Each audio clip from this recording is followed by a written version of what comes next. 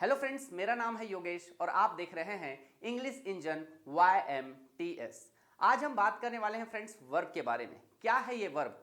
Friends, आज का जो क्लास है ये सभी के लिए इंपॉर्टेंट है, सभी के लिए। जो लिखने वाले हैं उनके लिए भी जरूरी है और जो स्पोकन इंग्लिश वाले हैं उनके लिए भी जरूरी है, पढ़ने वालों के लिए भी जरूरी है। तो सभी स्कूल कॉलेज सभी ध्यान से इसको देखिएगा लास्ट तक, ठीक है। आइए पहले हम बात करते हैं वर्ब के बारे में। उससे पहले मैं आपको बताना चाहता हूं कि कितने प्रकार के वर्ब हैं। देखिए, एक होता है रेगुलर वर्ब और एक होता है इर्रेगुलर वर्ब, ठीक है। और एक होता है ट्रांजिटिव वर्ब और एक होता है इंट्रांजिटिव वर्ब। इसको हम बाद में देखेंगे, पहले हम देखते हैं रेगुलर और इर्रेगुलर वर्ब क्या है। फ्रेंड्स, सबसे पहले आपको समझना है ये रेगुलर वर्ब होता क्या है। नाम से समझिए, रेगुलर कॉमन लग रहा है ना, रेगुलर वर्ब। इसका मतलब है इस वर्ब में आपको कुछ करने की ज्यादा जरूरत नहीं है। क्या करने की? आपको पता होगा हर वर्ब का फॉर्म होता है, वो रूप बदलता है। जैसे रेगुलर वर्ब यानी कि पहला फॉर्म होता है बेस फॉर्म, जिसको हम फर्स्ट फॉर्म बोलते हैं।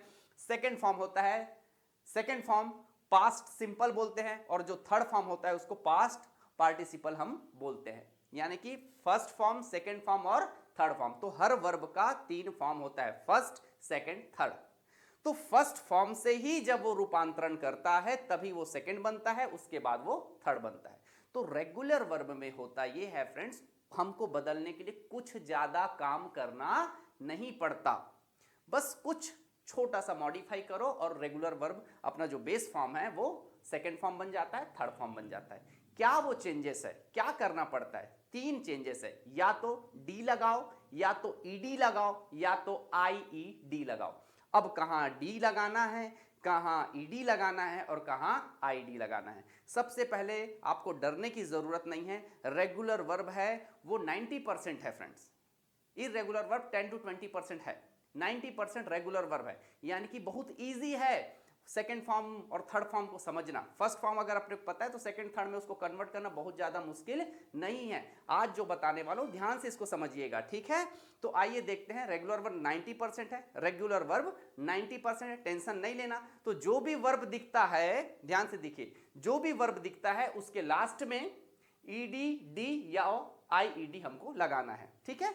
तो ज्वाइन दिखा, जो भी वर्ब यानी ज्वाइन दिखा, तो ज्वाइन में उसका सेकंड फॉर्म के लिए क्या लगा दो? ईडी लगा दो। रेगुलर वर्ब की एक पहचान है, जो सेकंड फॉर्म होगा वही आपका थर्ड फॉर्म होगा। तो ज्यादा टेंशन लेने की जरूरत नहीं है।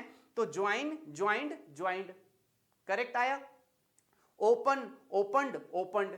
Clean, cleaned, cleaned. Close, closed, closed. Clear, cleared, cleared. आ रहा है समझ? Talk, talked, talked. Walk, walked, walked.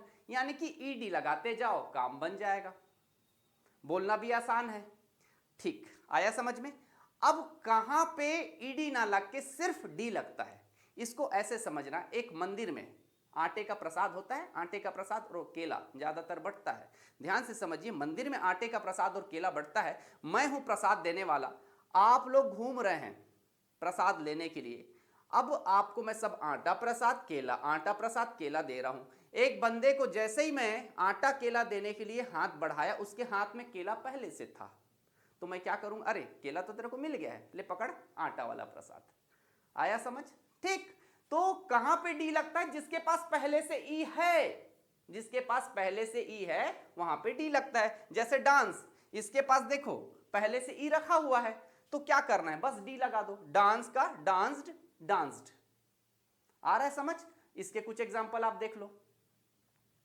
अब देखो, ये जो स्टडी है, ध्यान से सुनिएगा, ये जो स्टडी है, अब कहां पे आईईडी लगाना है, कहां पे आईईडी लगाना है। आईईडी लगाने के लिए आपको देखना पड़ेगा कि कहां पे वाई है। जहां जहां पे वाई है उस वाई को उड़ाओ, आईईडी लगाओ, सेकेंड में भी और थर्ड में भी। तो स्टडी में देखो वाई है, वाई को हटा दो, आईईडी लगा दो, आईईडी लगा दो। हां, एक बात ध्यान रखना कि आईईडी सारे वाई में लगेगा, लेकिन एक वाई को छोड़ना है। उस वाई के आगे वॉवेल नहीं होना चाहिए, मतलब ए ई आई ओ यू अगर नहीं है तो आईईडी लगेगा, अदरवाइज सिर्फ ईडी लगेगा। जैसे एंजॉय, ENJOY, दिख रहा है? तो यहां पे देखो ये जो ओ है ये क्या है, वॉवेल है। तो वाई के पहले अगर वॉवेल आता है, वाई के पहले अगर वॉवेल आता है तो फिर यहां आई ईडी नहीं लगेगा, वाई नहीं हटेगा, वाई के आगे ईडी जुड़ जाएगा। ये आपको मैं छोटा सा मैसेज दे दिया। तो समझ आया क्या है रेगुलर वर्ब। अब देख लो आप कुछ एग्जांपल। तो बस यही आपको समझना है फ्रेंड्स कि रेगुलर वर्ब में क्या क्या लगता है, ईडी लगता है, डी लगता है और आईईडी लगता है। बोलने में तो सब एक ही जैसा लगेगा, ठीक है, स्टडी का स्टडीड एक ही टाइप का तो लग रहा है ना। हाँ, तो अब आपको यह समझना है कि डी और ईडी का तो कॉन्सेप्ट क्लियर है। जहां पहले से ई रखा हुआ है वहां आपको डी बस लगाना है, ईडी नहीं लगाना है। एक बात दिमाग में रख लीजिएगा, जरूरी नहीं है जहां जहां पे ई है सब जगह ई ठोकते जाओ। क्यों? क्योंकि कम के आगे COME, कम के आगे ईडी नहीं लगेगा, बिकम के आगे ईडी नहीं लगेगा। आ रहा है समझ? मेक के आगे ईडी नहीं लगेगा, बी के आगे ईडी नहीं लगेगा। तो जो रेगुलर वर्ब है उसी के आगे ईडी या फिर डी लगेगा। आ रहा है? तो फ्रेंड्स सिंपल सी बात है, ये जो रेगुलर वर्ब के बाद जो इररेगुलर वर्ब आया है रेगुलर से ही आया है। दो ही कारण हैं। देखो ग्रामर बुक में अगर जाओगे तो आपको 50 सारा कारण दिखाएंगे, लेकिन जबरदस्ती किसी को कुत्ता नहीं काटा है कि वो जबरदस्ती सब काम बन रहा है तो इररेगुलर वर्ब बनाएगा। जरूरत क्यों पड़ी? जरूरत इसलिए पड़ी या फिर पड़ी होगी, या तो उसको जब हम रेगुलर वर्ब टाइप का बनाए होंगे तो बोलने में अजीब हुआ होगा, या फिर उसका स्पेलिंग जमा नहीं होगा। दो ही कारण हैं। अगर सही तरीके से अब जो बुक पढ़ के पढ़ा रहे हैं वो आपको अजीब अजीब सा कारण बताएंगे, जो बुक में लिखा है वही बता सकते हैं। लेकिन क्यों बनाया गया, किस लिए बनाया गया? इसलिए बनाया गया या तो उसका प्रोनाउंसिएशन उच्चारण करने में मुश्किल होगा, या तो उसको लिखने में उसका स्पेलिंग हमको सेटिंग करने में सही नहीं जमेगा। यही दो कारण हैं और होंगे, और ये हो सकता है, गारंटी है। इस बात को आपको समझना है। जैसे कम का कम्ड, कम्ड बोलने में भी अजीब लग रहा है, डू का डूड, डूड। आ रहा है समझ? बस यही समझना है। तो कुछ जैसे वर्ब हैं जो बोलने में उसमें ईडी लगा के अपने को बनेगा नहीं, तो उसका क्या किए, इररेगुलर वर्ब बना दिया, यानी कि उसके स्पेलिंग को थोड़ा फेर बदल करके बना दिए। अब इररेगुलर वर्ब भी 4 टाइप का बनता है, 4 तरीके का इररेगुलर वर्ब बनता है। कैसे? आपको मैं समझाता हूं। तो क्या है फ्रेंड्स इररेगुलर वर्ब? 4 तरीके का होता है। देखो इस तरह से मैं अलग अलग कर दिया हूं। एक रेगुलर वर्ब में क्या होता है, तीनों फॉर्म सेम है, cut cut cut. First form भी कट, सेकेंड फॉर्म भी कट, थर्ड फॉर्म भी कट। कुछ एग्जांपल देख लीजिए, ठीक है। सेकेंड देखिए, यहां पे देखेंगे, यहां पे क्या है, जो फर्स्ट फॉर्म है ये तो है, लेकिन सेकेंड और थर्ड सेम रहेंगे। क्या हो रहा है, सेकेंड फॉर्म जब अपन बदले तो थर्ड और सेकेंड दोनों सेम सेम है, ये होता ही है। तो बाय का बॉट, बॉट, टीच का टॉट, टॉट। आया समझ में?